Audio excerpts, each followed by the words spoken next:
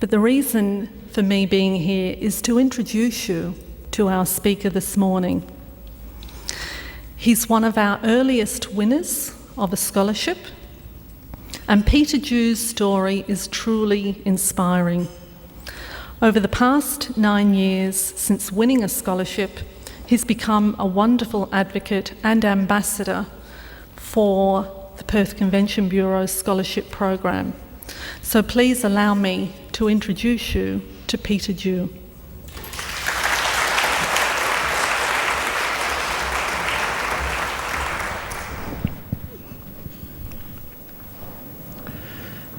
Winston Churchill was a famous leader and one of the all-time great public speakers.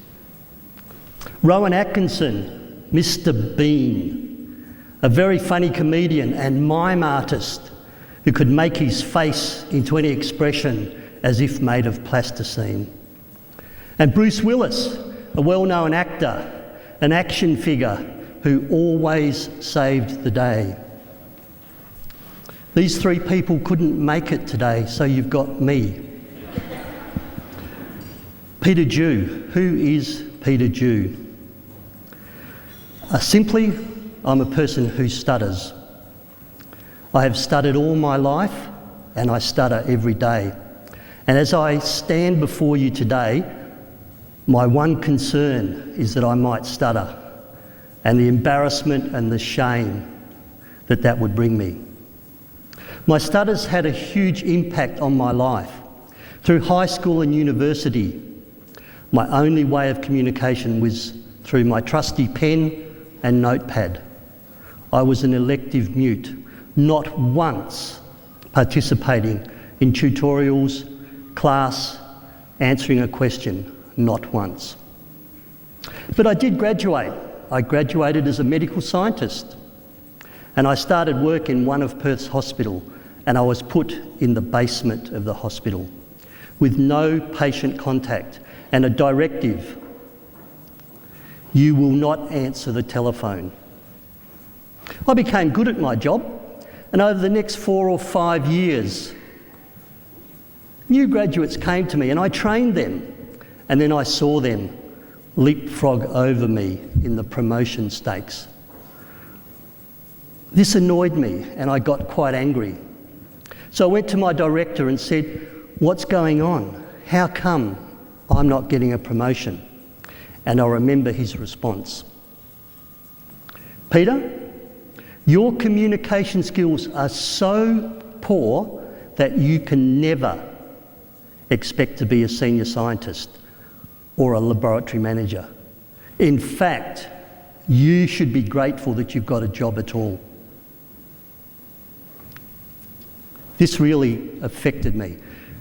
This is when I hit the wall, my watershed moment, and I realised that I had to change. I could no longer avoid situations. I could no longer get by writing on my piece of paper. So I underwent speech pathology and joined the Speakeasy Association, a self-help group for people who stutter. Over the next 10 years, 15 years, I chipped away slowly, trying to improve my fluency. And in 1999, I found myself president of the Australian Speakeasy Association. Quite an honour for little humble me. And at the same time, in my capacity as president, I applied for the Perth Convention Bureau scholarship. And I won. I'd never won a thing in my life, and all of a sudden I had a Perth Convention Bureau scholarship. With this scholarship, I travelled to Denmark in Europe to the World Congress for People Who Stutter. It was exciting, exhilarating, and I came back motivated and energised and went to the Perth Convention Bureau, and the Speakeasy Committee and said, "We should bid for a World Congress in Perth." So with the aid of Perth Convention Bureau, their advice, their guidance, we put together a bid, and in 2001 I went to Belgium. I had to go to Europe 2 years in a row, and I know that's tough, but someone had to do it. went to Belgium and put forward a bid to host the 2004 World Congress in Australia, Perth. We won. We were now holding the rights to host the 2004 World Congress.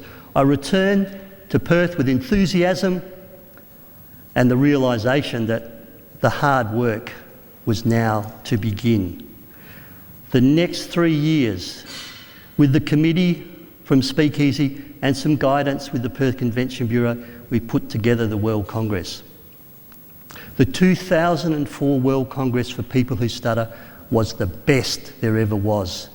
The academic program was complete. There was something for consumers, professionals. The hospitality of the Australian people, our weather, our beaches blew the rest of the world away. We had over 350 delegates from 25 different nations. It was a success. Now, the hardest thing about running the World Congress for Speakeasy was the finances. We had an annual turnover of $5,000 and we were now hosting a $350,000 project. There was significant risk. What if not enough delegates came our way? What if we made a loss? And how do you pay those deposits for the airfares, for the guest speakers, the accommodation deposits? So in one of our brainstorming sessions, a member named Ken suggested, why don't we start an outdoor movie theatre? So in 2001, on the banks of the Swan River in Burswood Park, Movies by Burswood was started. The first couple of years were hard. Speakeasy had a little band of volunteers. Then we brought on more volunteers, Riding for the Disabled, Camp Quality, Starlight Foundation, Ronald McDonald House, to name a few. And this provided us with the financial basis we needed. And after 8 consecutive years, Movies by Burswood has contributed over $1.2 million to the children's charities of Western Australia.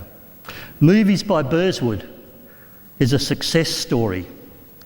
Who would have thought a little band of volunteers who stutter could pull together such a great project that is continuing on, adding value to the community of Perth? Movies by Burswood is a result of the 2004 World Congress for People Who Stutter, and indirectly the 2000 Perth Convention Bureau Scholarship. The scholarship has meant a lot to me. It's meant a lot to Speakeasy. It's put us on the map. We're now recognised as world leaders in self-help.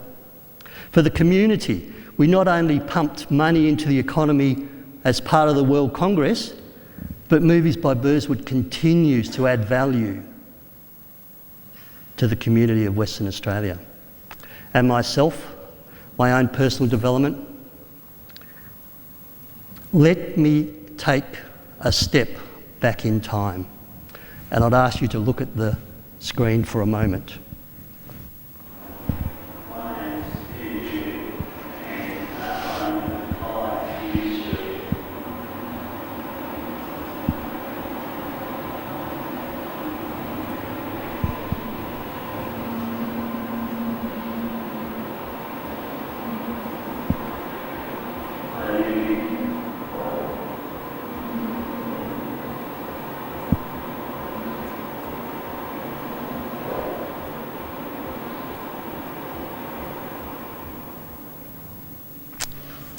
I understand that that may be uncomfortable for some of you, as it is for me, but did you notice the hairstyle back then? The comb over. Nowadays we just buzz it short. So I've grown a lot in my own personal development and my career. I became a senior scientist, I became a manager, I became manager of a statewide service.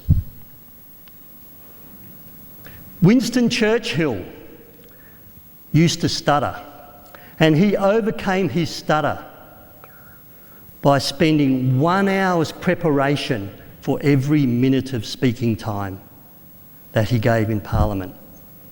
Rowan Atkinson used to stutter, And he found that when he became a comedian and used mime, he could communicate without stuttering. And Bruce Willis stuttered badly as a teenager, but when he did drama and took on the persona of another person, he found that he didn't stutter. And Peter Dew, what does he do? I just put my hand up to speak every chance I get. And every time I speak, it gets a little easier. I stutter a little less. I get a little less nervous. The Perth Convention Bureau Scholarship is a great opportunity. To the finalists and to those of you who win, what are you going to do with this opportunity? What are you going to do for your organisation, for your association?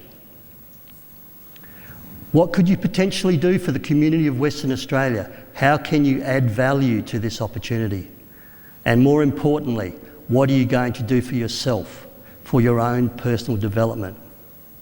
Because if I can stand before you today, you can achieve anything that you want. What are you going to do with this opportunity? Thank you.